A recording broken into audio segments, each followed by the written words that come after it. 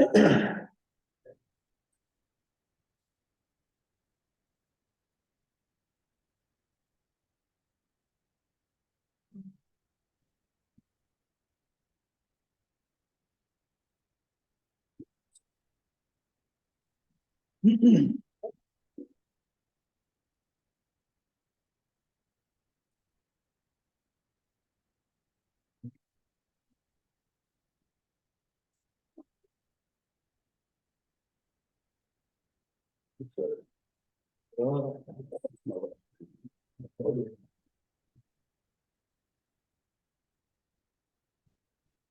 it is 4:30.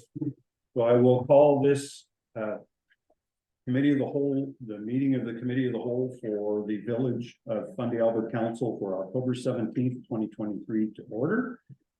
First item on the agenda is the adoption of the agenda. So the agenda for this committee of the whole meeting was circulated in advance. I'd ask if there are any additions. There is one addition of one item at number 7, which is the public comments and statements part that we always add to our agendas. That will make the closed session item number 8 and the adjournment number 9. Do all members of council consent to the agenda, the addition of this agenda item for this agenda? Yes, there being unanimous consent of those present, I will accept a motion to adopt the agenda as amended by Councillor Land, seconded by Councillor Ward Russell. Any questions on the motion? If not, all in favor, signify by stating aye. Aye. Opposed, if any? Motion's carried unanimously. So I will mention for the folks that are here this evening that our clerk is participating virtually. She's out of town. And we do have 2 councillors who are participating virtually as well, because they're not feeling it. So that's entirely appropriate. But they're both here. They're both on the Zoom call, so they can hear everybody, they can see everybody, and we will be able to hear them. So perhaps, Councillor Jonah, you can just identify yourself as being present. Present. Jillian Hutchinson, who's our treasurer, is also participating virtually. Jillian, if you would say hi. Aye. And we have Tammy Rampersad, who's our assistant clerk, who's participating virtually. Tammy, if you would identify yourself. Hi, everyone. Okay, so everyone's here. So I'll begin by saying before we. Jim's not here. Jim is not here. Yeah, Jim Coates, Councillor Coates had indicated he would not be able to be present. Yeah, very good. So prior to getting started with our agenda, what I will mention is that we are no longer live streaming our council meetings on Facebook Live. We will be recording them to various platforms, either Zoom or to Microsoft. I believe it's called. What's it called, Jillian? Teams. Microsoft. Teams. I don't use it, so that's why I'm not familiar with it. And once they're loaded, now we can load them to, we do now have a YouTube video, a YouTube account channel, and those meetings will be loaded. Now, if you recall, we had a meeting on October 3rd, where the meeting was unable to be loaded to Facebook Live. It is now available by going to the Village of Fundy Albert Facebook page. And there's a link to the October 3rd meeting. And from that point forward, that will be the process. So our commitment will be within a couple of days, we will have the YouTube videos updated. And that's standard across the province. There's no real need for them to be live. And the fact that we live in rural New Brunswick, with the internet not being as reliable as we'd like, sometimes that can become some of the challenge. So, Tammy, just for your note, we do have Scott Reed here present with us, as well as Kim Beers, and Jillian's there as well. So next on the agenda is a conflict of interest declarations. Are there any conflicts of interest to declare in relation to today's agenda? So Councillor Land is declaring a conflict of interest in relation to item number 5D on the agenda. So noted, Tammy. And now we will go on to public and administrative presentations. We did have two presentations this evening. Each would be able to present for a maximum of 5 minutes. After the presentations, councillors will have the opportunity to ask questions.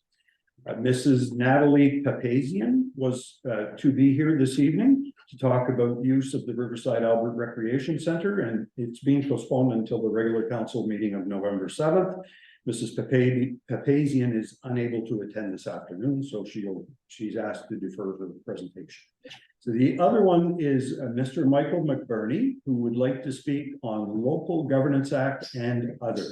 So before you begin, Mr. McBurney, you'll note that the topic does not include a reference to a specific Fundy Albert employee's position, which you identified in your request. I would insist that any comments or statements are directed to the chair, myself, or to this council as a whole. In accordance with the procedural bylaw, your comments are not to be directed to an individual member of council, an employee, or a member of administration, or a member of this audience. So thank you, and by all means, proceed. Well, just in response to your comments, how am I supposed to get answers to my questions? This, I come to council to speak. You then tell me that I have Sir? to submit, you then tell me I have to submit it in writing. So I'm not quite certain what the point in me driving to a council meeting to ask questions and then be denied the answers. let me just start my clock.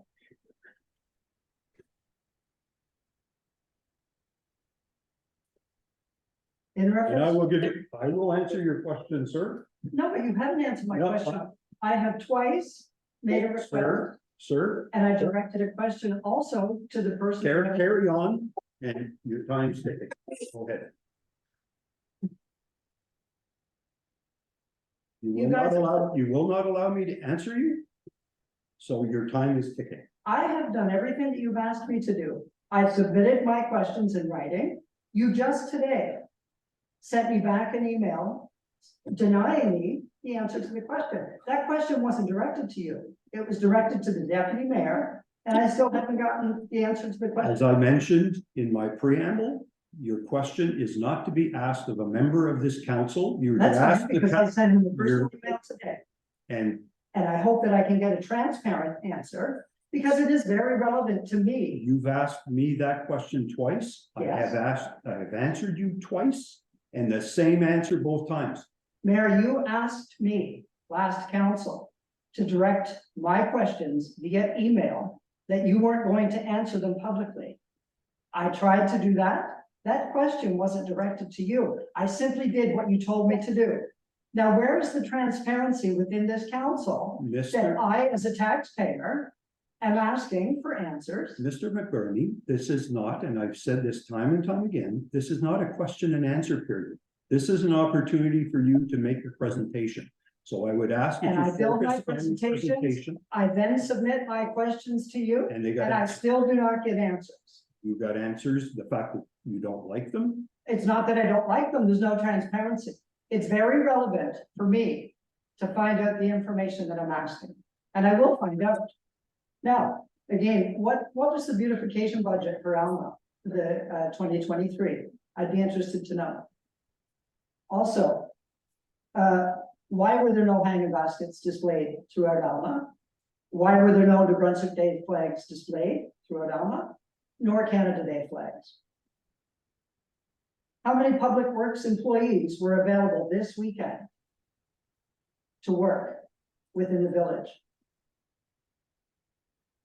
And how much time did our deputy mayor spend on having the sanitary products removed from the public washroom here in Hillsborough? And how much effort was put forth to that? Is that productive time spent? No. And I'd also be interested to know, there was a formal complaint sent in to council in regards to that situation. Has it been followed up on? What were the repercussions? You guys have a code of conduct to follow. And it states here, to work for the common good of Fundy Albert citizens and taxpayers while promoting the public interest and advancing the mandate in long-term interests of Fundy Albert.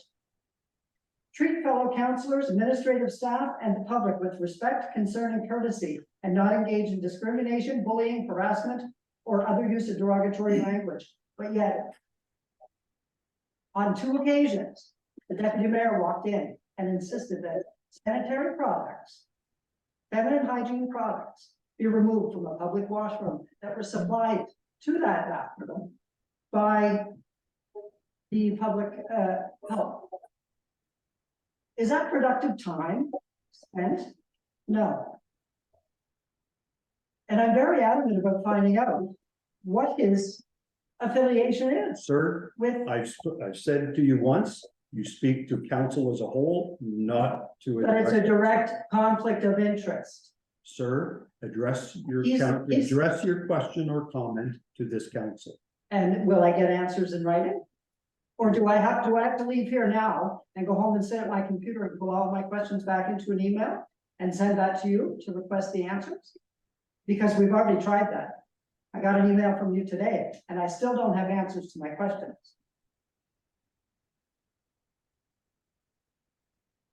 So I'd like a commitment that if I send through an email in regards to the topic that we're not allowed to speak about here tonight, that I'm gonna get an answer, just a simple yes or no, because it's very relevant to this whole situation.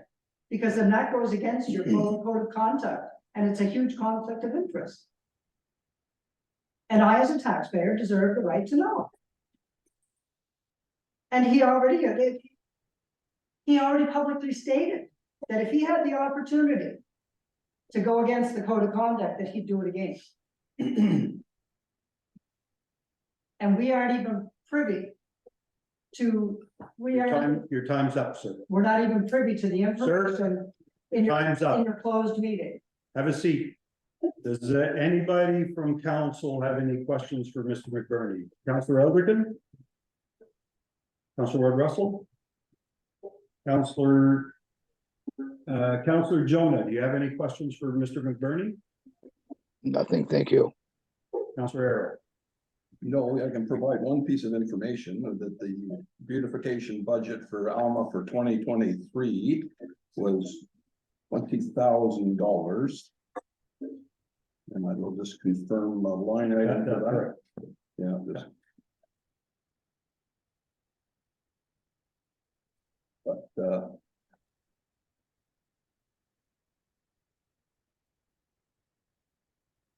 yes, line item 2.6.2.4.0. 20,000 for Alma. So is there a record of where this $20,000 has been spent? Absolutely. There is? Yes. Okay, and I can obtain that via an email request. I will look into that, sir. Thank you very much. Fantastic. Thank you, Councillor Arrow. Councillor Land, do you have any questions? I have more of a statement, not questions. I don't want to reply. Mr. McBurney, you've been here presenting 5 times already, That's correct. and 4 times were 5-minute presentations. 1 time was a 2-minute presentation. These presentations, the purpose of these presentations is to present new ideas, new challenges to council, maybe new programs that people are looking to implement for the information of council. They're typically not an opportunity to come in and keep asking question after question after question. I will say that you have written to me and members of council and asked several questions. Now, I will say I have answered every question you have. The fact that you don't like the answer to the questions is not material. Sir, if you don't like it, I don't know how to help you. So I would ask that you try to focus your attention on being productive as opposed to coming here and repeating demands and questions, because that's the purpose of the presentations. Asking So, for tax dollars being spent Sir, is a demand. I didn't ask you a Asking for question. transparency within my council. Sir, Mayor, I said, I didn't ask you a question, it's a statement. So thank you very much for your presentation. You're more than welcome to stay for the remainder of the council meeting. Thank you. So, there is a 2-minute presentation, Mr. Chris Kelly, on Alma Collective Community Events. So, Chris Kelly, I think everyone knows me, but I did want to talk about the Alma Collective, which is kind of a funky name to say. It's just a group of volunteers in Alma. We've done the organizing of the last number of events through Alma the last couple of years, Canada Day, two fleet launches, and so on. You can get by the name, we're kind of leaderless. We're just a group of volunteers locally. I was quite excited to see that you have the 2014 Canada Day on the agenda tonight. And the reason I want to talk to you is to say I urge you to actually expand that and talk about events for all of next year for everything, so that we could, if we can get any funding that you think you could fit into a budget early, we can better prepare events. And I'm sure that's true of Hillsborough and true of Riverside, Alberta as well. So that's all I wanted to get up and say that there is a group in Alma that does these things, and that the earlier we can look at funding, the better prepared we can be. Anyway, we just got through fleet launch and it was very successful. We had a great time. And thank you for that, for having the garbages and bathrooms taken care of. That was no troubles at all. And hopefully we can continue on. Sure. Thank you very much. Thank you, Mr. Kelly. Any councillors have any questions for Mr. Kelly? Councillor Elderkin? Thank you. Councillor Russell? Just thank you for your support and the rest of your peers as well. So thank you. All right, thank you. Councillor Arrow? No, just thank you, of course, to the entire Alma Collective for the work that they're doing on a volunteer basis for the community. Oh, your notes was in there too. Councillor Jonah, any comments or questions? No, I'd just like to say that volunteers are very dear to my heart, and you guys do an amazing job down there, Chris, and your crew, and thank you, and I do appreciate that. Thanks, Jeff. Thank you. For my part, sorry about that. For my part, I recognize the tremendous amount of work that the group of called the Alma Collective in Alma has done right through the summer, and I applaud you for that. It shows community spirit, and I hope it spreads. But it's very nice to see that a group of community volunteers are engaged in their community and have the best interests of the community at heart, and you're trying to attract tourists. So I applaud you for that. Excellent initiative. So thank you. And I'd also like to acknowledge the efforts by our Public Works Department over the weekend to keep things going as they should have. All right. Thank you. Thanks, Mr. Kelly. So I'll go on now to the administrative report. So I do have under CAO report, our interim administrators report, reports the receipt of the building permit report from the Southeast Regional Service Commission for the month of September. There were 4 permits issued totaling $977,998. That's almost $1 million in new building value in the full community of Fundy, Alberta. And I would say that it's spread pretty much evenly, but the majority of these would be in the lower Coverdale area. In addition to this, the administrator reports that the public library budget and financial information were shared with the librarian. Contracts for winter maintenance and solid waste collection for the community of Hillsborough have been finalized. So thank you to our interim administrator for that. She attended a meeting with the treasurer and the benefits provider for our employees in relation to discuss costs for 2024. That's an important part of the budget process. With the assistance of the director of operations, they finalized the provincial municipal highway partnership program submission for Fundy, Alberta that was adopted at a special council meeting, and it was sent into the Department of Transportation and Infrastructure. There were some important projects in there. And she's also continuing work in relation to the preparation of the 2024 Fundy Alberta budget. So once the details of that are known, they'll be shared with council for input. My preference would like to be to share that as broadly as we possibly can, get some input from the community as well. So I'm still hopeful that we can accomplish that. Next on the agenda is a report from the Director of Operations, Mr. Reed. Short and sweet again, just a few things we've been working on and finished up, the arena ice is in, it's up and running, no hiccups. 61 Academy Street, we fixed a number of lights, the furnace is running, the doors are reinstalled. Most of the paving throughout Fundy Albert has been done. There's a couple of little cross hatches here in Hillsborough left to be done, and Border Street, Riverside Albert, which I believe is going to be tapped tomorrow. There's a small list of deficiencies that are in place for the Fundy or for the Forestdale water extension that'll be looked at here shortly. Temporary water line in Alma has been disconnected. Everything so far is running smoothly. We're going to watch the system closely this week. And hopefully if turbidity levels and consumption holds good, that the Department of Health will give us the okay next week to start the process with the boil order. We had a water audit today in Hillsborough that went well. We had a few little suggestions to improve on from Health and Environment.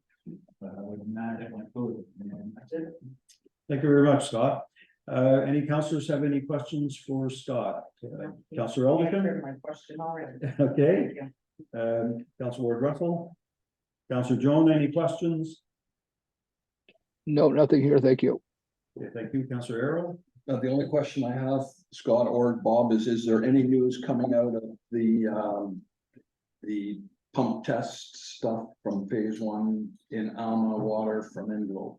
I haven't heard anything yet. No. And I haven't heard anything either. It was my intention to reach out to Mr. Lloyd, who's our contact with that. Oh, not Mr. Lloyd, but Envelope. Yeah. And I just simply haven't had the time. I've Because been tied up doing other as you know, we're Yeah. maybe right around this time of the month, we're It- supposed to be It here. was to be the middle of the month, Yeah. so Yeah. we're right there. So, Okay, thank you. all right, Councillor Land, any questions? And So, for my, I oops, sorry, remembered yes, something. go ahead. There's a manhole, I think, on Maple Street that might need some attention. It seems to be below the road level. If that makes sense, it's kind of dipped there by the inn. Okay. Just have a look at it. Maybe it's good for the winter, maybe not. I don't know. If the plow hits it, I don't know. When you say it's by the end, In between the two big inns there. Sorry, thank you. All right, thank you very much. And from my part, Mr. Reed, thank you very much for getting 61 Academy looked at. That kind of developed at the last minute. And very much appreciate the efforts by the Public Works Department to get that all ready. So now we'll move on to the treasurer's report. So Ms. Hutchinson. I know they can't see you, but they can hear you. So it's short and sweet. This week, as all council knows, I was given short notice, so it's not as complete as I normally give it. So for Fundy Albert general operating, our general government services are at 66%. We're still waiting on a cost of assessment bill from local government, so that will make a big change once that takes in. Protective services, we're at 65%. Transportation services, we're at 56%, and this is due to paving invoices not yet received when I completed my report. Environmental health services, 63%. We're still waiting on a final quarter billing from the province for LSD collection. Public health services is at 40%, and that's more or less because we are no longer paying for rent for Dr. Daigle or the Horizon satellite office. For environmental development services, we're at 61%. That was due to savings in staff and costs. Recreation and cultural services, we're at 51%. And this is, I believe, is due to not having the ability to use the full budget for the community center and the activity center due to the budget error. Personnel costs are not entered until December for those buildings as well. Fiscal services, we're at 39%, but most of the principal payments for our debentures are not paid till the end of the year, so that's why that one is so low. For the utility, I didn't have as much time to give in detail, but just a broad, Alma utilities at 124% in expenses, but we're at very high over what our budget is due to their project and the additional water we had to hook up to. For Hillsborough utility, we're at 55%, and Riverside Alberta utility, we're at 50%. And also, once we complete billing and our budget preliminaries, I will send council more detailed, so we have a better idea of where we're heading to at the end of the year. For our audit update, the Village of Alma, we've reviewed the draft, discussed revisions, and I'm now waiting on the final draft, which she was hoping to have by later this week, if not next.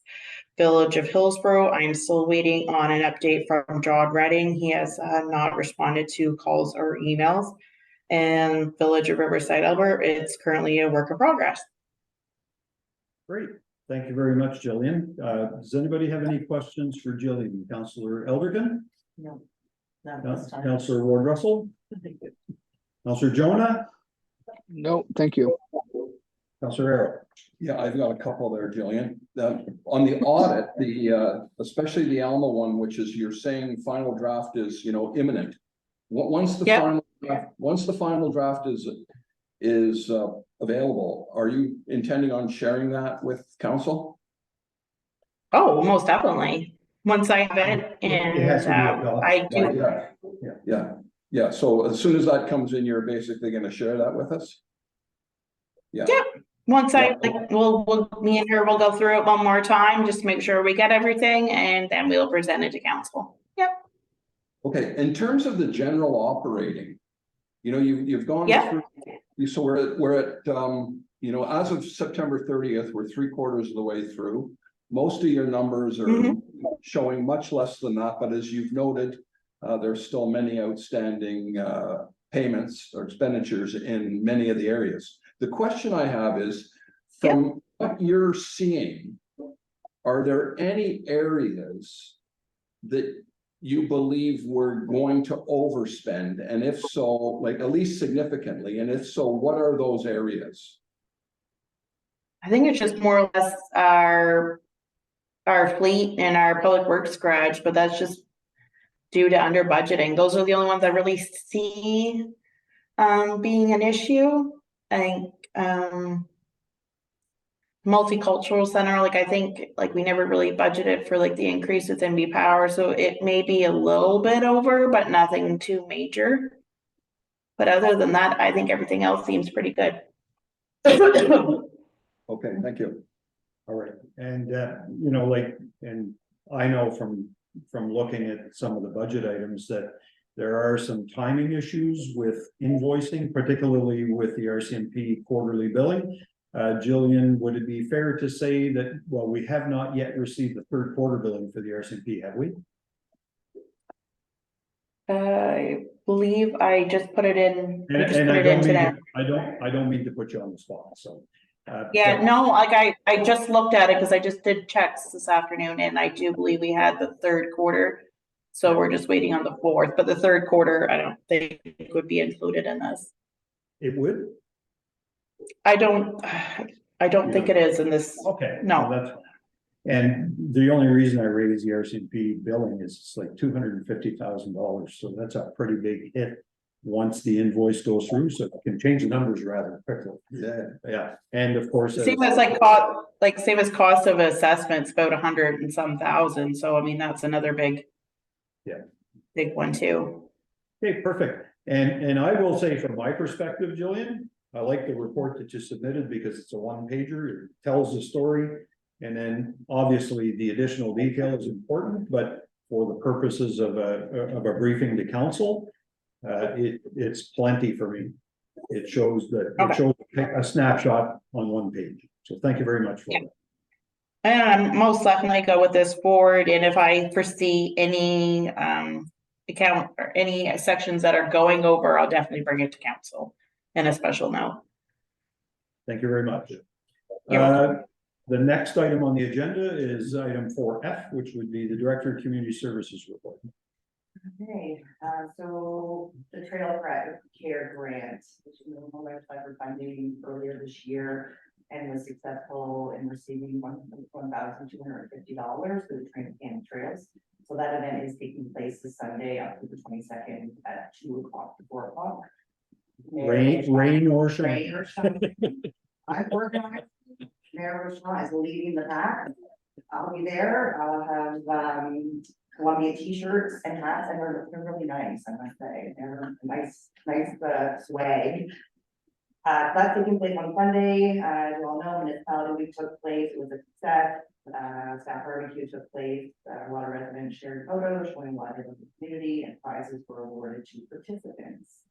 The Color NB Paint initiative is currently taking place, and I don't know if you noticed, but on the social media page, we've received quite a few pictures of the decorated pumpkins. So that makes it see, and we do have a few more pumpkins here. If you so want to take them and color them or take 5. The 2022 water and wastewater reports, I believe I reported last month that the water report for the former village of Hillsborough has been submitted. I have since submitted the water report for Elma, except for the critical alarms for Elma. I have to get in with the director of operations. We have to get those alarms and get those sent off to the Department of Environment. I am still gathering information for the village of Riverside, Albert, and expect the report will be submitted very soon. The wastewater report has been submitted to the department for the former village of Hillsborough, and I'm currently working on Riverside, Albert, and I did receive word that Envelope Engineering will be submitting Alma's wastewater report soon to the Department of Environment, to the Department of Environment, sorry. Veteran banners, the banners have been ordered, so we had 4 purchased in Hillsborough, then there was 5 available. 5 in Riverside, Albert, and I actually oversold in Elma by 1. So it's 11 banners in Elma. So these will be installed starting November 1st in Hillsborough. And then November 2nd, Riverside, Albert, November 3rd on Elma, and then the removal will begin in Hillsborough November 29th, Riverside, Albert, November 30th, and Elma on December 1st. And in Hillsborough and Elma, when those banners come down, the Christmas lights will be going up in those 2 former municipalities. Remembrance Day, so the Riverside Albert ceremony will be held November 10th, commencing at 11 a.m. at the rec center with refreshments to follow. I'd like to say thank you very much to the volunteers in Riverside Albert, who really took the initiative to get everything in place. In Elma, the ceremony will be November 11th, commencing at 11 with refreshments to follow at the Elma Activity Center. And the Hillsborough Legion is organizing the service in Hillsborough, which is November 11th, commencing at 11 at the Seneca with refreshments to follow at the Legion. The Hillsborough water audit, as the director of operations stated, took place today. I did sit in on that meeting. There were some deficiencies, as Scott mentioned, but we'll get through that.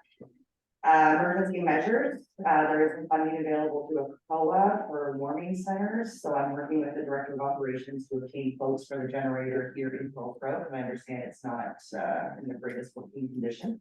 I do have the quotes for the Elma Activity Center warming center, so I will, once I have the quotes from for Hillsborough, and I'll compile it and submit an application to a COA. We can get some funds to do some much needed upgrades. Fire alarms have been inspected with the problems at the Elma Activity Center and the Elma Cultural Center and the Hillsborough Arena. The building bylaw that council passed July 4th has been sent away to be registered with the province. I'll let you know once I receive a registered copy back. The Elma Lobster Trap tree, Christmas tree, request was received from Ms. Kate Godbout. I don't know if I'm saying her name right. She's a teacher / grad advisor at Keller University High School. And for the past couple of years, the grad students have helped set up the lobster trap Christmas tree in the community of Elma in exchange for the grads to be able to use the Elma Activity Center for their prom. So when that was for this year for the 2024, it'll be June 17th is the prom, so set up and tear down from June 16th to the 18th. Is this something council would like to see happen again? And which I do think it should happen again, of course, but some key considerations is they're concerned about who's taking the lead on constructing this lobster trap tree. I can be there, I can help out, I don't have a clue.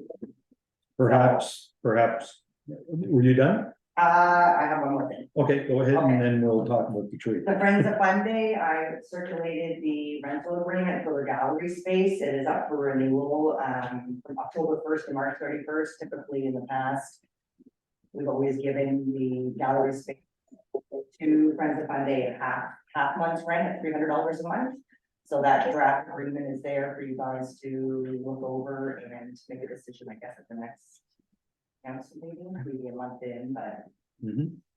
that's all I have. Okay, maybe if we can go back to, well, first of all, we'll go around and see if anybody has any questions. Any questions, Councillor Alderton? No, I just want to say thank you about the Remembrance Day banners, because I know that was very last minute, but I totally feel it was very important to all the communities to get it done. So thank you. Okay, Councillor Ward Russell? No, it's a great report, so thank you very much. Just under emergency measures, I know at the last, I guess it was before council meeting, we talked about the community building fund, and we did put some money aside for some generators, but one of those spots does include initiate at Warming Center in Lower Parkville, at the Lower Parkville Baptist Church, so maybe that might be something that you want to initiate with Councillor Coates as well, because if you are applying for funding, Yeah. why not? Sure, no, absolutely, yeah. Okay, Councillor Arrow? No, maybe just on the Remembrance Day, Kim, you mentioned the ceremony started at 11. Do they normally start before 11? Yeah. Yeah. I think It commences at 11, like it starts at Okay, 11, okay. so, Okay. yes, They asked if you could be there. yes. That's good. No, yeah, thanks again for I did check in with the Piper, as you know, and I'm still waiting for confirmation, but I think there's a backup plan. Yes, there is. So, Mhm. when I hear, I'll hear. Yeah, no, that's fine. So thanks for that work. Yeah. Councillor Jonah, any questions? No questions, but Kim, you continue doing a fabulous job as you did last month's report, and thank you for your hard work. Thank you. Councillor Lyon? Can am I allowed to make a comment? Sure. Just on the Fundy Trails grant, for some rumors around that with the grant, I guess we're doing a piece of trail here in Hillsborough, we're meeting, the volunteers are meeting. For me, it's at the gazebo at Steve Street. So I've heard some rumors about why they're not doing that. There was only one branch available. But I know, but I mean, just moving forward, like maybe next year, if we get that grant, can we do a section of volunteers and maybe Riverside right here, if there's Fundy trail, Canyon trails in Alma. Yep. I don't know where all the Canyon trails are here and there, but I mean, it's only $1,000, but still $1,000 for any volunteers to do it. Somebody to travel. Just Great. Thank you. I believe our clerk has a question. Yep, thank you. Can you hear me okay? Yes, Is it possible to ask Miss Beers to send her report to me? I can hear for the most part, but because she's further away from the mic. Just she to said have, yes. okay, thank you. Right. And so the only thing I would add is in relation to the Remembrance Day ceremonies is that there are 2 ceremonies happening on November 11th. One on November 10th. I will obviously go to the one on November 10th, but I can't physically be in 2 places at once. So I will go likely to the event in Alma, and I will ask Deputy Mayor Land to attend the event in Hillsborough. So just so we know that.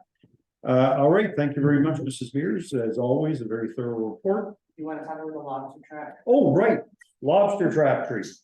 So maybe Councillor Arrow, you can weigh in there because you've had more experience with this than probably any councillor here. So the question, I guess, is who takes the lead in putting the tree together? Because it's a bit of a, I guess, I don't know if they had specific design or. Well, that they did, and who took the lead was a combination of some volunteers in the community who actually had the traps and had the ability to transport the traps. Right. That was one. Yeah. Our former mayor took a leadership role in that, as did our public works employee. And then those three, combined with any helpers that they could get and the volunteers from the school, Right. they would put up the tree, which is a tricky operation. Mm. It has to be done with safety in mind.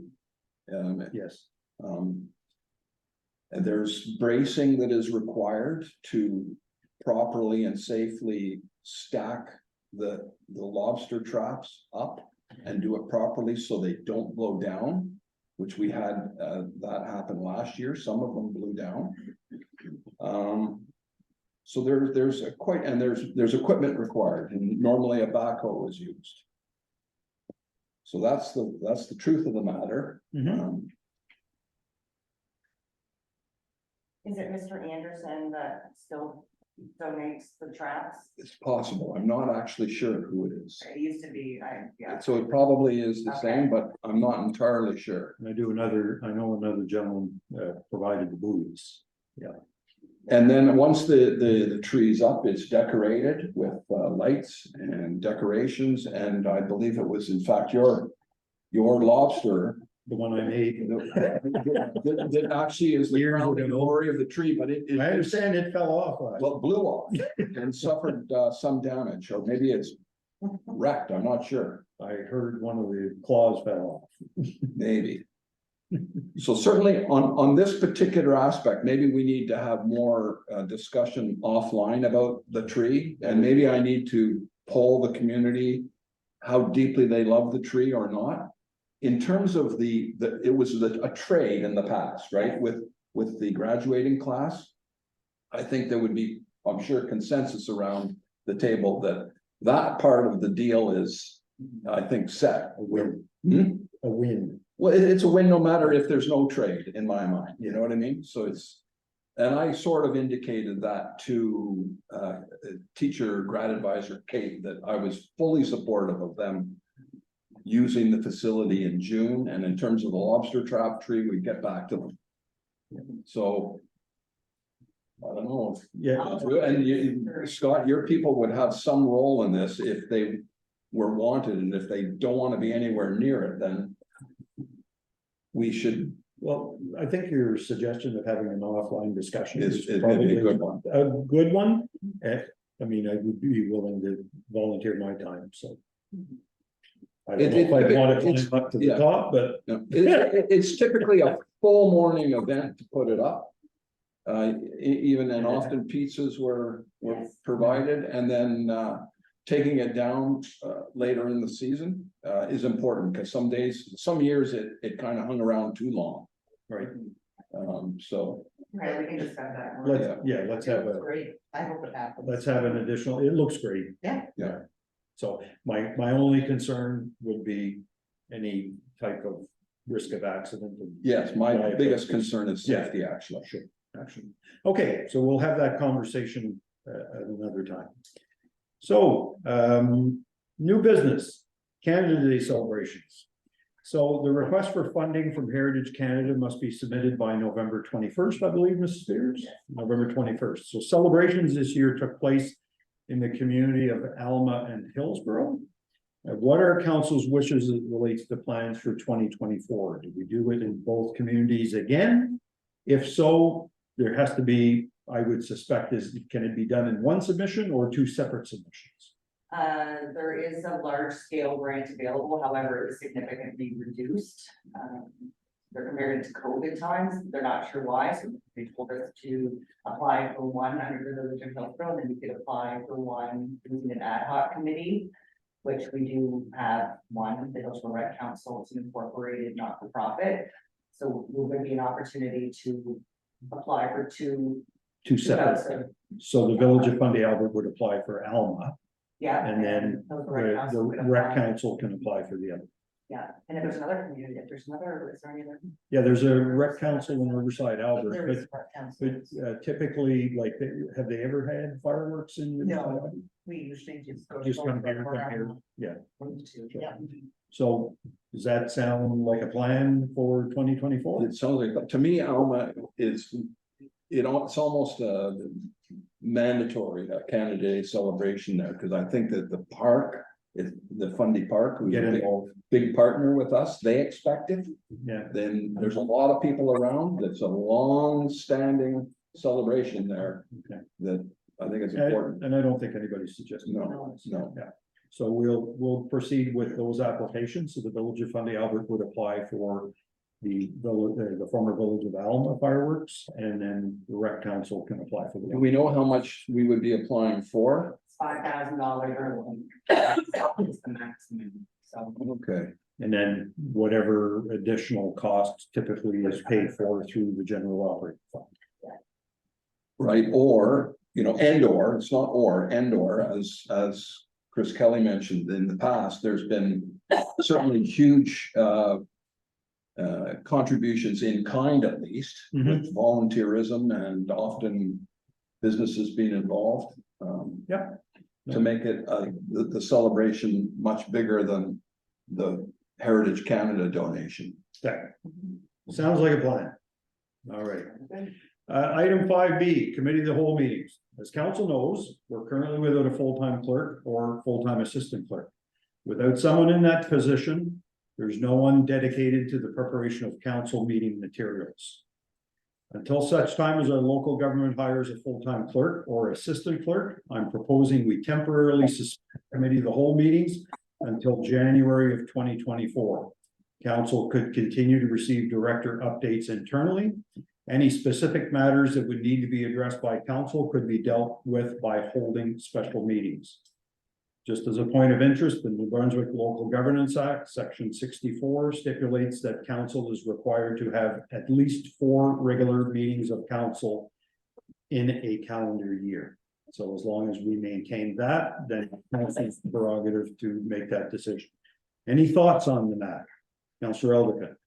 No, I think it would probably be good. We have them going into budget and everybody's working on budget, and I think they would appreciate the additional time for that. I do think it's important to get the treasurer's report and the other director's report, so if we could have maybe those at the beginning of every month, just a written report to present, I think would be helpful. Okay, Councillor Ward Russell? I would echo Councillor Elderkin. Okay, Councillor Arrow? The only thing I would say, I'm supportive of the idea to suspend the committee of the whole till the beginning of the new year. I do think we may need a dedicated session or 2 on budgeting. So whether those take the place of one of these, I'm not sure. And it leaves me with 3 questions I have concerning the competition to fill the chief administrative officer position.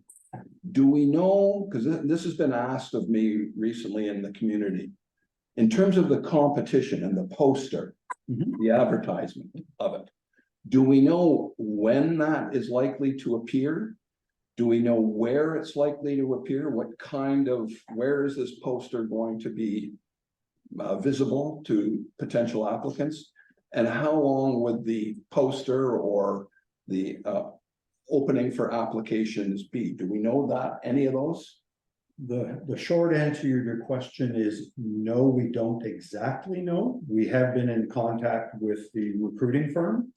All the information that they've asked for has been provided to the recruiter. So now the goal is, and I even went as far as there was a decision by council to keep the dual role of clerk, of CAO clerk within that search. And that's what the person is going to do the firm is going to do going forward.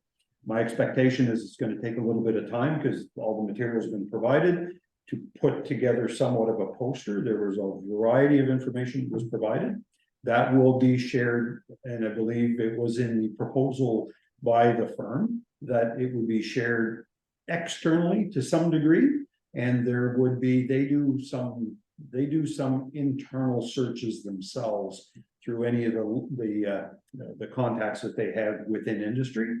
And so there's a number of questions yet to be answered, and I don't have those questions, but it has started. Because as soon as we know the answer to those questions, I think it would be important to communicate that to the community and to all potential applicants. Great. Thanks very much, Councillor Arrow. Councillor Lang, any questions? Well, I think she's running that was fine, but you said the budget is coming up, it's gonna take time to do that. Councillor Jonah, any comments? Yeah, I have no problem suspending the committee of the whole. And yeah, we have some budgets, we got some stuff coming up, but my concern is for you, Bob. I don't know if people realize the amount of time that you put in to that juggling and all the hats that you're wearing. I'm concerned about burnout with you. It is a real thing. And if we can take a little bit off of you by suspending the council committee of the whole for a couple of months, I'm all for that, sir, for definitely. So I would need a motion to suspend the committee of the whole meetings until January 2024. I'll make the motion to suspend the committee of the whole meetings until January 2024. So moved by Councillor Elderkin. Is there a seconder on that motion? Seconded by Councillor Land. Any discussion on the motion? If not, Well, I thought we didn't do motions here. Oh, right. oh, sorry, it would be a recommendation. Sorry. Recommendation. It's a recommendation to the committee Right. the committee of the whole recommends to the council of the village of Fundy, Albert, to suspend. Yeah, thank you, John. Sure. Which will be good, because Thanks for by pointing the that out. time we pass this motion, it'll be before the next council. We're laughing. Yes. All right. Thank you, John. Good point, Councillor Arrow. Thank you for that. Any other discussion on the motion? If not, all in favor signify by stating aye. Opposed, if any, motion's carried unanimously. So we'll make sure that that the public is made aware of that, either through social media, that we're going to suspend the committee of the whole meetings until January 2024. So thank you very much. Next on the agenda is bylaw enforcement. So our interim administrator has contacted Maritime Enforcement Services, the bylaw enforcement agency that has previously provided services to two of our former incorporated municipalities. They were asked about the provision of services and costs. So they have provided a quote for their services, which include really three options, and they don't offer anything less than those three options. The first is a 16-hour of enforcement services at a cost of $53,800 plus HST. And it includes all their equipment and their mileage and their uniforms and any of the equipment that they have and the vehicle, the wear and tear on their vehicles. They also offer a 32 hours of enforcement services at a cost of $95,450 plus HST, and a 40 hours of enforcement services at a cost of $108,200 plus HST. The quote indicates that the 16-hour option is only available for select areas, but our interim administrator was able to confirm that Fundy Albert would qualify for that. What's not certain is what would be included in the different levels of service. For example, would the various levels guarantee a number of patrol hours, or would that include investigative work that would be done from an office? So in other words, if they were doing an investigation into a matter and they're working from the office, does that count towards the hours that they have? So the 40 hours, the 16, 32, or 40 doesn't necessarily, in my view, without confirming through them, doesn't necessarily translate into 40 hours of visible enforcement in the community of Fundy Albert. So what's likely not included is any follow-up enforcement related activities, such as the cost of prosecutions, their attendance in court, and legal fees associated with any prosecutions. There's also the matter of whether a package would be a cost shared equally throughout the municipality, or whether a portion of those costs would be considered a local cost in order to guarantee a specific level of service to a particular part of the community. So there's really some unanswered questions. So I guess I'm asking, would council like to request a presentation by Maritime Enforcement Services to have those questions answered? Or is council wish to say we would like to go with the 16-hour, 32-hour, or 40-hour option? My suggestion to you would be to ask the questions first, to know what you're buying before you make that commitment. The reason, I have a little bit of a background in enforcement, so I understand the intricacies of actually doing enforcement work. So I'm just asking questions that I think of and I come up with when I ask those questions. So Councillor Elderton's in favor of asking for more thorough information, and that can be either through a letter that they write us and tell us exactly what that includes, or they can come to council and do a presentation. Councillor Ward Russell, what are your thoughts? Yeah, I would prefer an in-person or a Zoom presentation. Okay, Councillor Jonah, thoughts? Same as well. There's too many unanswered questions right now. So yeah, let's set up some kind of an appointment with them and get some more answers. Okay, great. Thank you. Councillor Arrow, thoughts? Yeah, I still think we need to investigate or look at other options as well. Such as? Well, we've discussed this before, that possibly some way of recruiting enforcement officers from within the community, or I've also started to wonder whether the commissionaires, who I know are doing the enforcement work after hours in Fundy Park in the summer. Clearly, there are people doing this kind of stuff that, maritime enforcement, the cheapest option here is more than twice the budget that we had last year, right? So this is an expensive proposition. Alma had some previous experience with this provider, and speaking of my own personal opinion, I didn't feel that there was value for money. I know Hillsborough has had some experience with this provider. So clearly, as their brochure indicates, they are a leading provider of contract municipal enforcement services in New Brunswick. So they're clearly in the game and they've got their costs.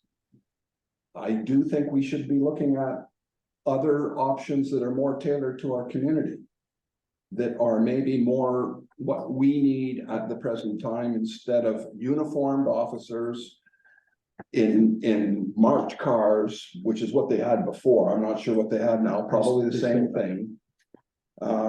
With black jackets and the whole thing, because they're providing that level of service. Right. But for what are we seeking to enforce? I think, we need to have that discussion. I think whether is it the unsightly premises piece, or is it busy weekend piece in our busy areas in the summer, or it's clearly not enforcement of the municipal plans or our rural plans, pardon me. That is done by RSC 7, the Southeast Regional Service Commission. So I think we need to, and it's probably not animal control here. So we need to have a discussion and look at other options, because this is an expensive thing. But having them make a pitch, okay, that's free.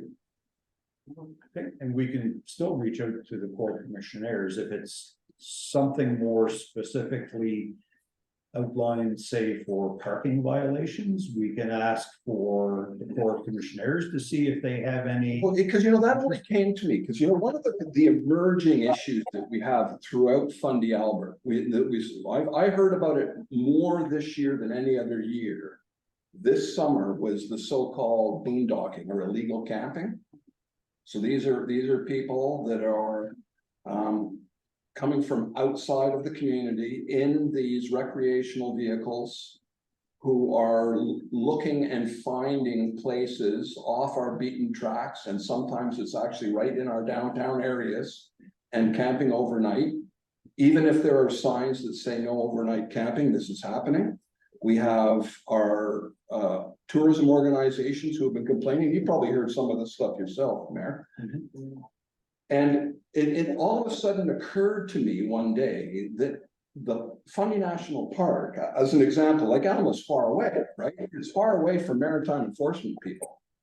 But what is down there is, as I mentioned, they're using the commissionaires in the summer every night of the week. I think it starts from around dusk until 2 p.m. They're doing rounds in the park.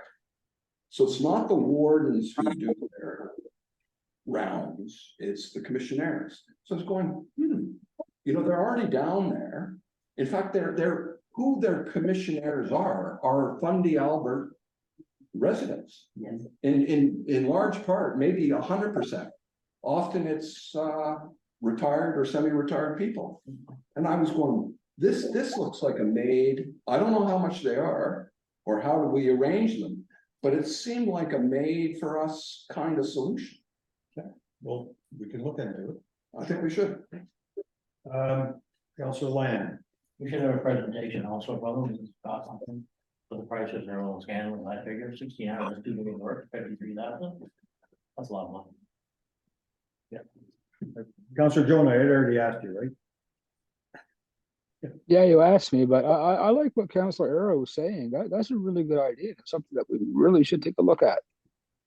Right, and it's only a matter of a phone call to see if that's something that they would entertain. What I will say for me personally, what I will say is that on the issue of boondocking, I understand what some of the tourism operators' concerns are with it, but we cannot and should not get involved in people who are boondocking on private land. That is the private landowner.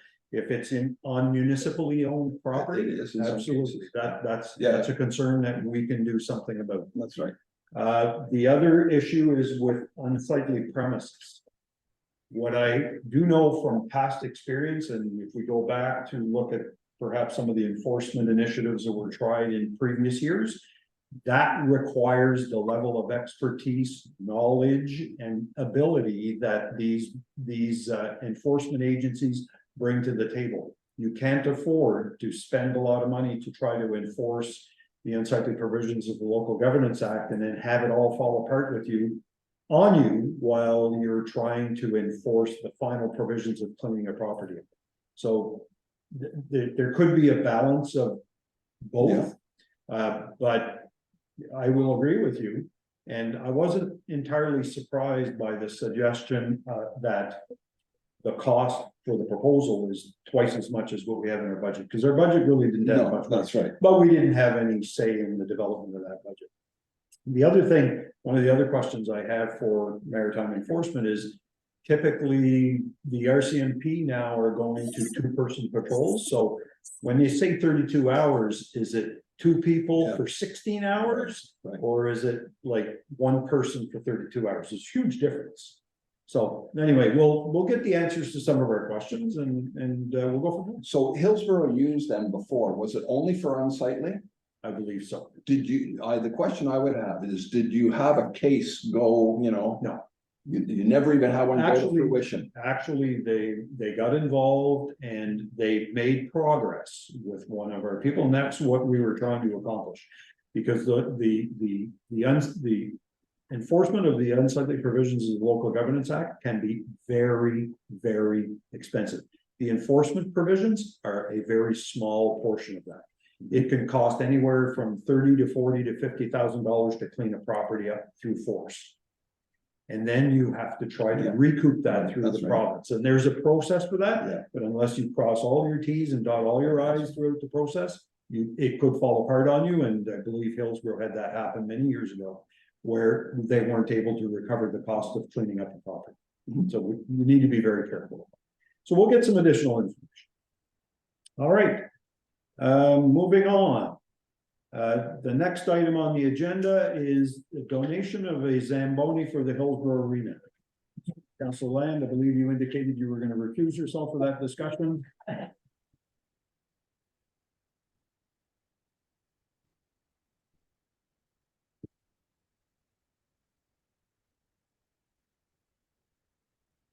Just noted, Tammy, that Councillor Land has recused himself.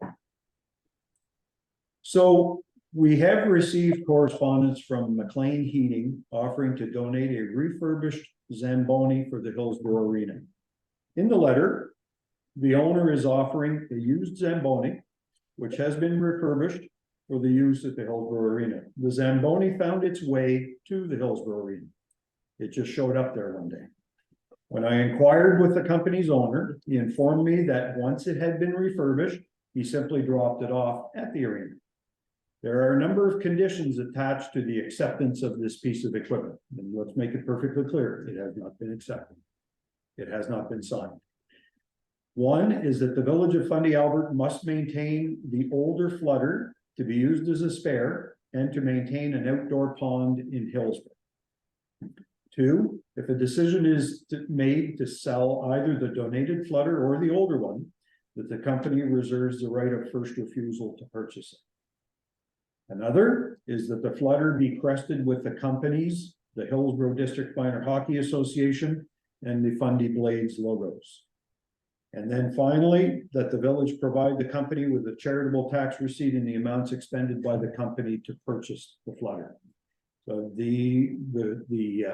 all the correspondence, including the letter from the company owner and the amounts that were expended to refurbish the flooder were provided, and it totals somewhere in the range of $20,000. There are some considerations as council decides how to proceed.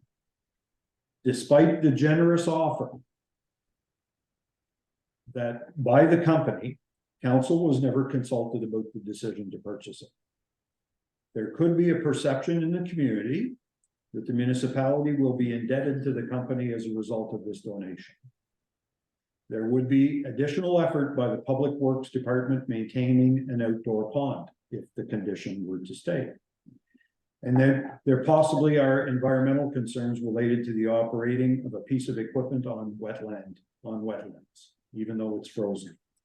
Regardless, council needs to decide how to proceed, as the flooder is currently outside at the arena, and it needs to be dealt with prior to freeze out in winter, because it can't leave that flooder out in the cold all winter.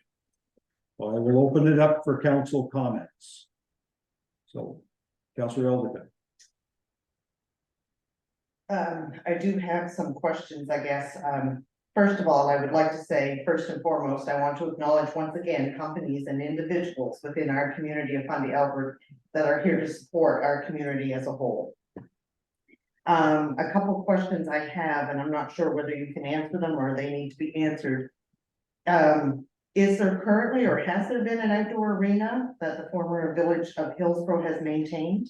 Not to my knowledge. And you've answered one question, there would be some sort of environmental issues, I believe. There could be. I don't know that for a fact, but I believe there might be.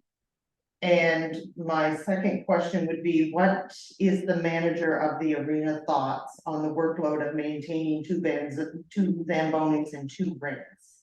Have we gotten an opinion from our manager? I have spoken briefly with the manager of the arena, and he does admit that the flooder that they're using currently, he said it's adequate. He adds that this one has fewer hours on it and would be in better condition than the older one. But he never weighed in, nor was he asked to weigh in on keeping up a second pond, because I don't believe that they would be the ones responsible for that. I believe that would fall on Public Works' additional workload. Okay, so that's my next statement was for staffing. I would assume it would fall under the rink staff and not our Public Works. When we're going in, we already have workload issues with our Public Works, so having a pond to be maintained versus the plowing that needs to be done in some of the municipalities just doesn't make sense to me at all. And financially, can we afford an additional cost against the arena, which the project of the arena, I understand, is normally in a deficit position on an ongoing business each year. My only other comment would be, normally a gift does not come with conditions. That's how I feel. In the event we do choose to move forward, there's no issue with me with issuing a gift in kind, as long as it meets the rules and conditions set under the CRA rules. Because I believe it's based on fair market value of an appraisal, not based on receipts that have been produced.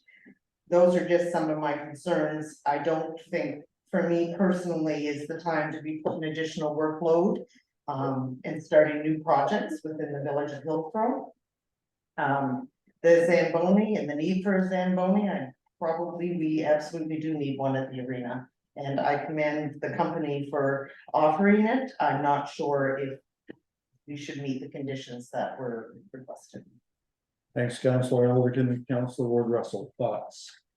Yeah, thank you, Councillor. I think Councillor Elderton did a great job with asking some hard, difficult questions, but just based on what has been presented us so far to date, I'm not sure if we can house both units. I hate to see one sit outside over the other one. I just don't sure if I understand that process. You did answer my question about why it has already been delivered if council hasn't agreed to this process already. That kind of concerns me, as well as I think that we do need to actually hear from the manager of the arena. You know, you said you talked to him, but I think we need to ask him some more detailed questions of the current Zamboni versus the old versus the one that's so-called donated to us. I believe that, you know, we do need to talk to him personally to see what other concerns he might have in place with that as well. As well as, you know, it's mentioned some other logos as well. I mean, it'd be interesting to find out if they've been contacted to make sure they would agree to that, to those logos. So I think there's still some questions that need to be answered before a decision can be made. Councillor Jonah? Well, we, behind the VIC for a number of years, the snow has been plowed off by our public works and flooded by the fire department, and it is used a lot. I like the idea of that. The kids can use it. There's lots of kids skating down there. As far as the Zamboni itself, my understanding, ours is kind of on its last legs. It might not be in perfect condition. It is a little strange how this transpired, I must say, as far as just having something dropped off to us. But at the same time, I don't think we should look a gift horse in the mouth.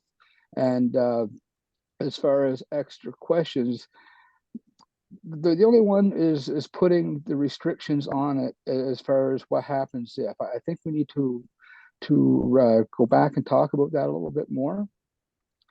If I start to ramble, Buckley's has become my best friend, so I apologize. But I think we should try to make this work. It is a very generous gift. I have no problem with the logos being put on it. If my memory serves me properly, the first Zamboni that was put into our arena was donated by the Hillsborough Kiwanis. Then that was replaced by the existing one. Now, so that one that we've got there has been around a while. But I truly have no problem with this, I'm willing to move forward and accept it. Okay, thank you, Councillor Arrow. I think the comments we've heard from the other councillors, I by and large agree with you, and there were many different aspects there that I think are all important. A couple of them to just, from my side, to reiterate, I think that we really need to engage our rink management to find out what is the real status of what the machine we have now, and have a better idea of what we're looking towards for the next 5 or 10 or more years. And perhaps if this new old Zamboni is nearby, he could have a closer look at that. In terms of the conditions of the gift, I have no problem with most of the conditions. Things like if it was a gift, but we ended up disposing of the gift, that the gifter would have a first refusal to buy it back. I have no problem with that. In terms of the gifter would want to have their logo, I have no problem with that. And the tax receipt, provided it was in accordance with the law, I would have no problem with that. Where I would have a problem with any kind of gift is where, and Councillor Elderton mentioned this, is when there's conditions attached to how the gift is used and where it's used. I think this is something that is a very slippery slope to go down, and we shouldn't be going down. They can have their wishes in terms of an outdoor pond in the community of Hillsborough, and they can make their wish known. But clearly, if we were to agree to that condition, There's all sorts of things that have been highlighted here that now that's encumbering us on effort, staff, people, resources. That's for one. But even the location, this community already actually has 2 rinks, right? We've got the indoor rink and we've got an outdoor rink in Alma. It's not owned by the community, but it's there. It needs a Zamboni. It doesn't have a Zamboni. These are the kinds of things that we need to be in control of as a council, not a gifter, right? So I just basically echo what all the things that have been said, plus a few more things. I think it's a generous offer of someone in the community, and we should explore it further, but we need to be careful. So- I just, my last big comment, I'm not a council member, but I am involved with what the request is as far as using it. I'd love to hear. Well, like I say, so in the past, yes, the pond down below, we have maintained that pond, plowed it off. Only when the ice is thick enough and safe enough to use. And once all the other plowing is done and cleaned up, we don't go plow the pond first and then go. So it's one of these things, when everything is caught up and we have time, we will plow the pond off for kids to use. Saying that, we now have a larger area to plow. And again, Alma has, the arena. I know Riverside Albert below the rec center tried to do this as well. So if you do it for one community, how do you do it for every community? And unfortunately, I'm all for, hey, if there's a Zamboni there, you can clean the ice off for the weekend for the kids to play hockey if they're smooth. But we have 60-70 kilometers between areas. Try to make it fair. I don't know how that would work. As far as using it to do stuff, if time permits, it's not a problem. If the stipulation was we had to maintain a pond, no. But if the stipulation's there, hey, if you had a spot to keep it, and after you're not getting a storm every 3 days, and you had time to go clean the surface off, hey, I'm all for that. But unfortunately, council has this tough decision to make. If you're doing one thing for one community, it's hard. And the other thing is, we've got a garage here that we can store the second one in. You do? We do. Riverside Albert now does not have a storage facility, I believe, unless someone can tell me I'm wrong, to store it in. So unfortunately. But again, we've got 3 communities with 60-70 kilometers in between No, Appreciate you Well, thinking on it. appreciate those comments, Scott, because they are important. But I want to finish by saying one thing. Obviously, we need more information. And we can talk to the arena manager. We can ask our interim administrator to speak with the arena manager about the actual condition of our current flutter. I just want to make one thing perfectly clear. I'm not opposed to the idea of a gift. I'm not opposed to that at all. I think if you look at the individual who is offering us this flutter, he has a long history of being very generous in the community. My only concern is to ensure that there are mechanisms in place to ensure that from the public's perspective, that there is no indebtedness by the community to a particular business. And we can work around that just by making sure that there are checks and balances, not to penalize the company, but to ensure that everything is above board. I believe in transparency. This is why I brought this up. Like, we don't need to be making these decisions behind the scenes. Folks need to know what decision we're making and why. I don't particularly agree. Well, and Stephen Scott mentioned it. To say that we would guarantee that we would maintain a pond, I think is a bit of a stretch. But if they're willing and they're able to, and it's no real additional work, then why not? So we need to know what the real status of the current flutter is, and even if we decided not to do this, not to accept it. And I don't want to insult someone who has been very generous to the community. I don't want to insult the person. I got that impression when I spoke with him, because I was asking questions, because I needed to come here with some answers to some questions. I don't want to insult them, so another option that I'd be looking at, because there was an investment of the original purchase of the machine during an auction. And then there was actual work done on the engine of the machine, and it's been brought up to snuff. The painting of it adds up to about $20,000. If we're of the view that we really shouldn't be doing this, is there perhaps an opportunity to purchase it from the person for what that person has into? I'm not saying that's what we should do, but just an option to avoid the perception. Perceptions are what they are. And it doesn't matter whether it's a real perception or whether it's a real concern or whether it's a perception. But we need to ensure that we are not indebted to anybody. And at the same time, making sure that the person who makes that donation is not penalized for doing that.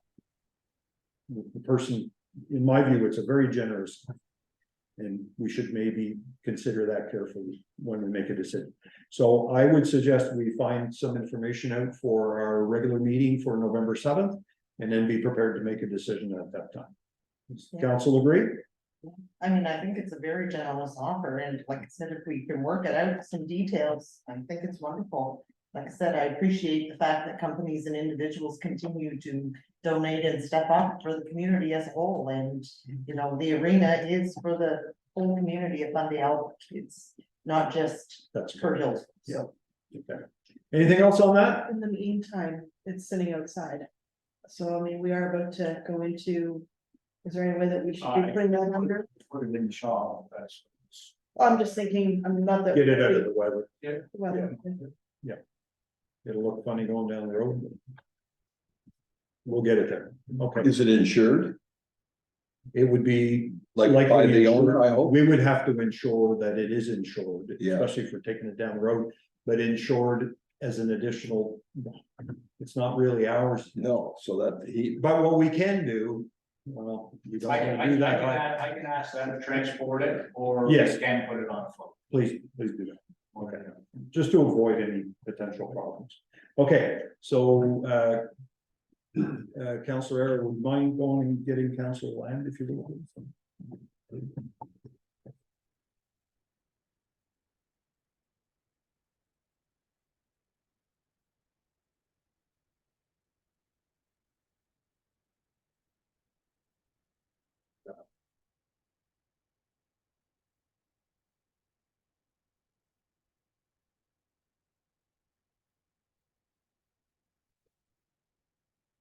Is on his way? I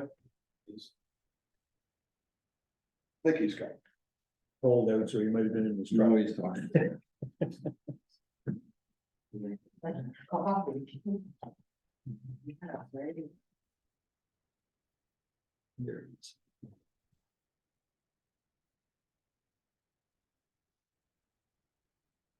And noted that Council Land is back in the council chambers. So the next one is Mayor and Councillor statements and inquiries. I'll begin tonight. Okay, I'll go through it rather quickly. I've been contacted by a cottage owner in the community of Limerick concerned about the lighting, the cultural center, that the lighting from the cultural center is extremely bright. The cottage owner feels the street light at the intersection of Route 114 and School Street is adequate. With many communities try to limit light pollution, the residents is asking that the lights in the parking lot be turned off. The residents also points out that the lights on the end of the activity center are on 24/7, and this is a waste of electricity. So I don't know, just something to consider. Maybe we'll bring that back to our council meeting. If council wants to do that, or just simply say, no, the lights need to stay. I don't know what your views are on that. My views is. The more lights we can turn off, the better, but I would ask that maybe a director of operations see what kind of control, because I had heard from the same landowner, I think, It sounded like the ones that are on all the time, I wonder if there's even a switch. I don't know why they're on all the time. Seems odd. These are on the facing north, On the activity center or the multicultural? both. Oh, The ones that are on permanently, I think, are the activity center, but if you could Yeah. look and see how those lights are controlled before our next, Whether they're dusted or on, whatever, so okay, that's fair. I'm sympathetic to the landowners' concern about light pollution. Okay. And on October 5th, I attended a meeting of mayors in the Southeast region with the Minister of Public Safety, the Honorable Chris Austin. The purpose of the meeting was to receive information about planned investments by the province of New Brunswick in policing and to discuss concerns in relation to services provided by the RCMP. There was a good exchange of information and views about the concerns many municipalities share.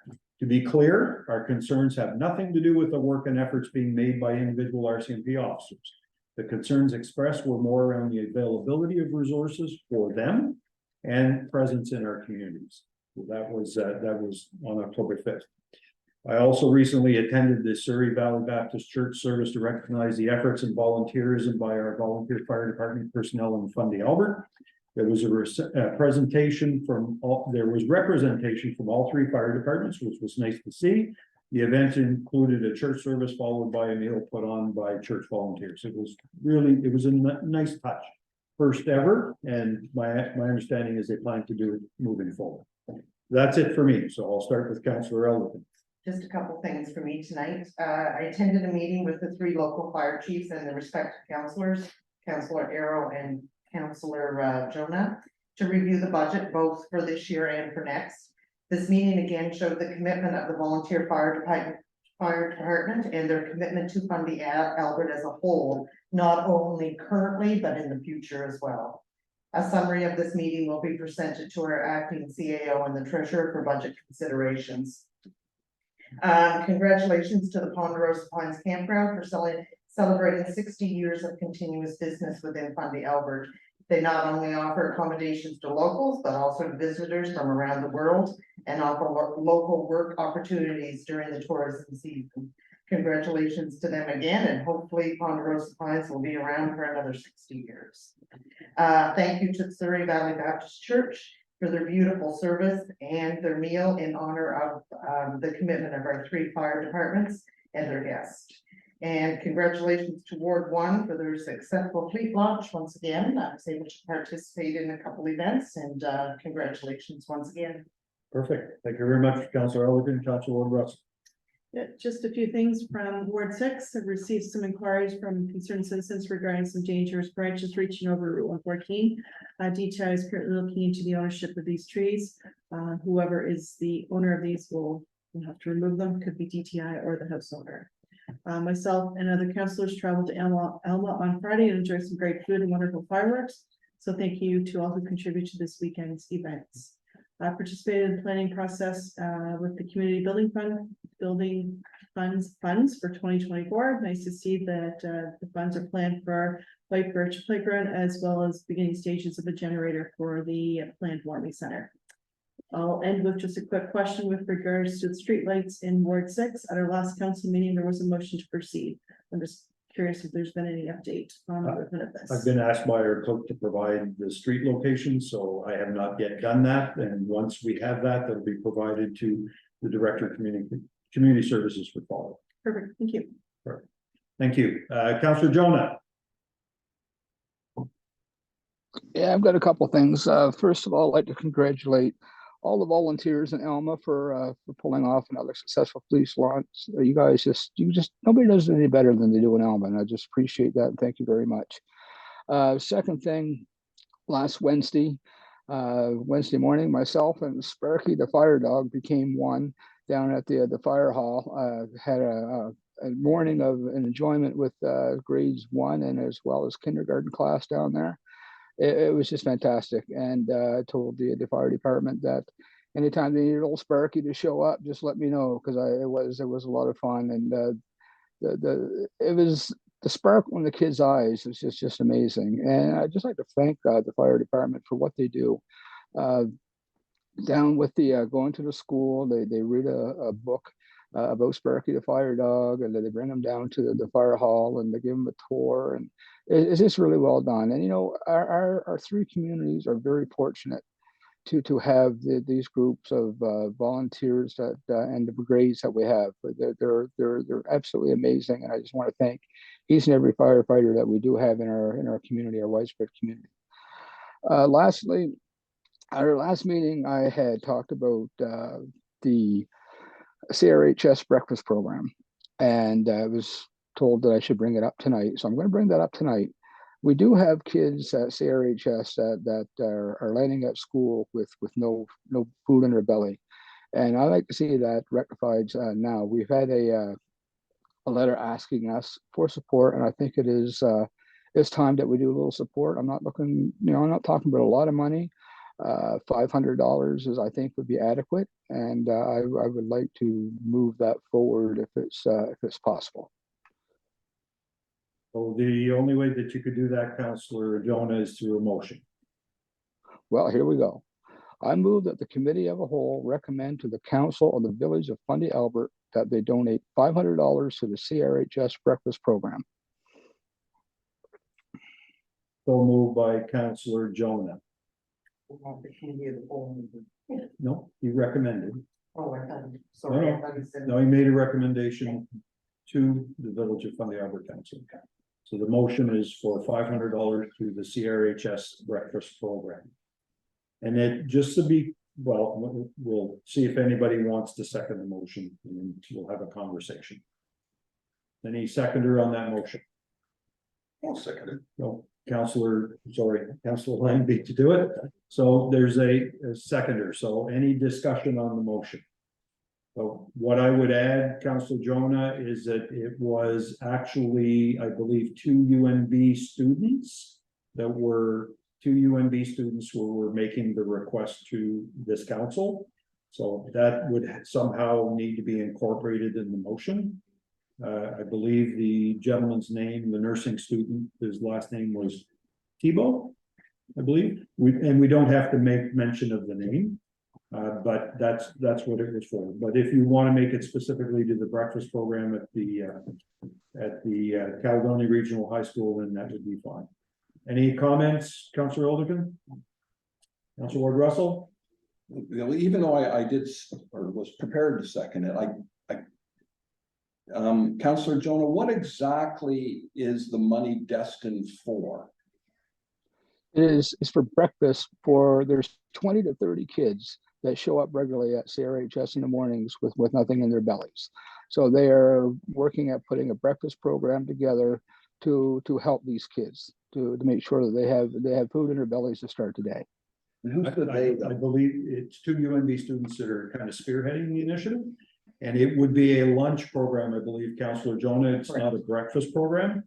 And okay, my apologies. It would be for students who show up because they did a study, a wellness study at the school, and they noted by administration that there are some food insecurity issues at the school with a group of 20 to 30 students. So, but this initiative is in conjunction and partnership with the school administration, right? Yes.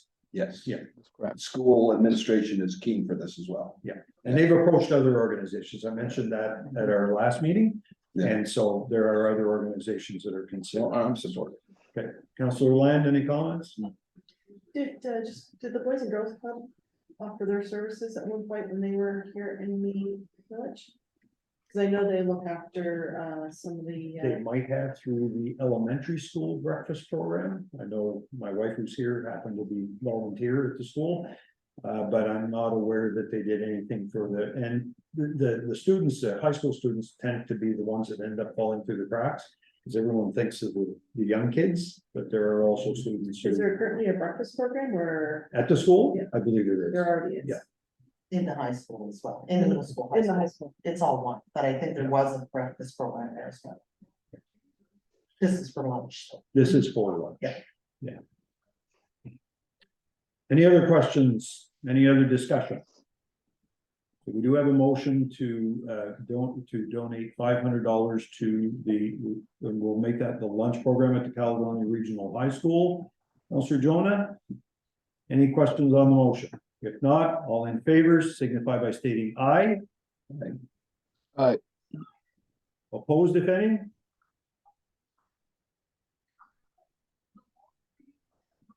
Motion's carried. And that's it. Thank you. I believe Councillor Arrow, you're next.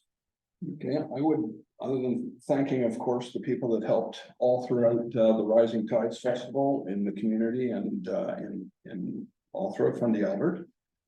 I would like to use my few minutes here to make a statement or a discussion about an item related to budget. So, and I'm gonna tell you an idea that I have. As you probably all know, our budget is broadly divided into two pots. We have local expenses that are used, the money's collected within a particular subunit and spent totally in that subunit. That's not what I want to talk about. I want to talk about the shared expenses. Because shared expenses, which by the way, make up about half of our total budget, around $2.5 million of the 5 million. The shared expenses are not actually equally shared. You may or may not know that. That what happens is that the LSD areas get a discount on shared expenses. They pay only 90% of the shared expenses for what they would normally be due, because this is the province implemented this concept to cater to the fact the fire department is a good example to illustrate this. That the fire department and all the expenses of the fire departments are a shared expense. But the actual departments and the fire halls are typically located, in fact, in our former municipalities. So the response time to those municipalities is much better than it is into an LSD area. The trucks go further. So the province instituted this concept of an inside-outside rate. And so it was the former municipalities are considered to be always the inside rate, which is we pay 100% of our share, but all of our former LSDs, all of them, are considered to pay at the basic rate, and they pay only at 90%. So for firefighting, I get it. By the way, this applies to the rink and the library. You could sort of say I get it. Alma's a long way, but I get it.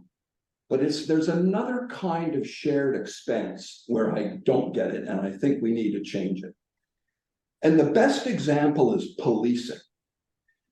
Policing actually is not a shared expense.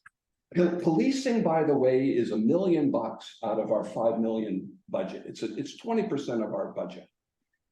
And the province didn't put that in shared. And I think the reason why is because they knew that that would really be unfair. That there's no reason the LSD areas should be getting a discount on policing compared to the former municipalities. There's just no reason. So in fact, if you look at the budget, policing, even though it's conceptually a shared expense, it comes through in the budget as a local expense for all of us. And how they figure out what our local contributions are in the 8 taxation areas is simply based on our ratio of our tax base to the whole community. So there's some other expenses, though, that are considered shared expenses that really we should all be contributing equally, in my view. And I'll give you some examples. Because there's some good examples. There's a budget item in here called, the mayor would say it's erroneously called, but it's in the budget as the tipping fee. But what it really is it's the fee that we pay the Eco 360 to essentially accept our garbage and deal with it. Okay. there's no reason why the fee should be anything other than equal among us all. But that's not how it is. Because that fee, and this is not an inconsequential amount, it's in the order, I think it's $150,000. Let me just check. 141,000. So what happens right now is that fee, anybody in an LSD area gets a discount of 90%. Like, in other words, they only pay 90%, they get a 10% discount, where the people in the municipalities, former, don't get that. It makes no sense, because my bag of garbage is the same as your bag of garbage and so on, okay? So there's a few of them, there's not many, but they actually total about 20% of our shared expenses, these ones. And let me tell you what they are. Building inspection is one. So again, it's a lot of these fees are actually going to RSC7, Southeast Regional Service Commission. But because they're in the shared file, our LSD areas are getting a discount. Another one that's really, in a way, gross, and this is, Jillian mentioned it today. We actually pay as a community to have our properties assessed. It's called cost of assessment. It's $100,000. Okay, there's a line item, and it's going to go to the province, Jillian say any day. This one's a shared expense. So it means that the cost to assess the property in Hillsborough, the $100,000 property in Hillsborough, that person is paying more than the $100,000 property in Ward 5. Makes no sense in my view. So, and I'll just say, there's a couple more and then I'll say what my proposal is. By the way, there's the Planning Commission is charging us $151,000 for planning services. In my view, there's no reason that this concept of inside-outside rate should apply. We should be treating these like the police. So this is what I'm proposing. For these shared services that really should be equally shared, that we believe deeply that these are equal, like the policing is. All we do is we take the line item, then I'm talking about 2024, I'm not talking about doing anything for 2023. In the same way that what they did with the police, the $1 million for Fundy Albert, how it appears in the budget is all they do is they look at our tax base in each of the 8 taxation areas, the subunits, you divide it by the total, and that's your percentage for your subunit. And you multiply it by the $1 million for policing, and that's how you get the line items that go across. And for all these other shared expenses that I mentioned, not all of them, it's only about 20% of them, of the shared expenses, like the tipping fee. The bag of garbage coming from Alma or Riverside, Albert is no different than the bag of garbage that is coming from Baltimore. All of these ones, the total in the order of, it's a quarter, so it's around, I'll just tell you here, around $450,000. That what we do is we divide them up in a manner. We have control of this, in my view. I don't think we need any permission from the province from this. I don't know the answer to your question. It's a good question. Don't know the answer to your question, and perhaps it's a question that as we approach our budget, that our treasurer should be asking environment and local government, because they set it up that way, not us. They did. Yeah, they set it up that way. In a way, And I think it's not fair. I think in a way, it was intended to minimize the overall impact on the tax increases for the LSDs. Could be. I think that's It could be. probably what the driving force was. I don't know, well, obviously, there's some merit to your point. In fact, a lot of merit to the point. So let's find out what they plan to do and then question it. This is the time to do it. It is totally the time to do it. And Now, I believe we're in what I- total control of this. What I do know is that the province has said there will be a cap on increases in the former LSDs. They've said that it cannot increase by more than 5 cents. But from what I understand is there are exceptions to those rules. Okay. So we'll find out. Yeah, because even if there's a cap, and I believe there is a cap, it's in the law. I would rather that we deal with that at the end of the number crunching process. Yeah. Not at the beginning and assume that it's like, kind of like letting the tail wag the dog here. Let's try and build the budget in a manner that we as council think is correct and fair. Mhm. And at the end of the day, if we realize that that would result in too high a tax increase in any particular LSD, then we deal with that then. Yeah, and I don't know, I haven't seen the templates, but our treasurer has the template, so let's let them work through that process. And then council will be involved in. So I don't know if you're got my point well enough to convey that to Jillian to ask the right question. To me, the best example is the police, to see how a shared expense is actually coded in the budget in a way that's not actually a shared expense. Yeah. So this is truly an equally shared expense. I would need to see the templates to be able to come to that conclusion, but it's a good point. So I'm finished, but I think that this is the kind of discussion that we need around this table. We do as have control over it. Yeah. Yeah. So there you go. Is that it? Yep. Okay, thanks very much. Council Land. Yes. I'd like to thank partners for all the time they volunteer and thank the volunteers for fleet launch. I wasn't able to get this weekend. We were busy doing the supper. And just echo what Scott was saying on some of the projects that have been finished in the optic. All right, well, thank you very much. That's it. Next item on the agenda is item number 8, which is public statements and comment. Anyone wish to make a public statement or comment? Mr. Kelly. Quick, in regards to that Zamboni, Scott is bang on. If you start, Public Works starts Zamboni in a rink up here and outdoor fun, there will be objections from the rest of the village, for sure. So it's a perception thing, that's unfortunate. I'd love to see to be able to do it, and maybe come up to an agreement. It would be, I mean, if Like it's. maybe one you have year, it, it's going to be one clear. year, I mean, winners, it was stop, I mean, maybe 1 year it can be in Hillsborough, 1 year it can be in Riverside, 1 year it can be in Alma.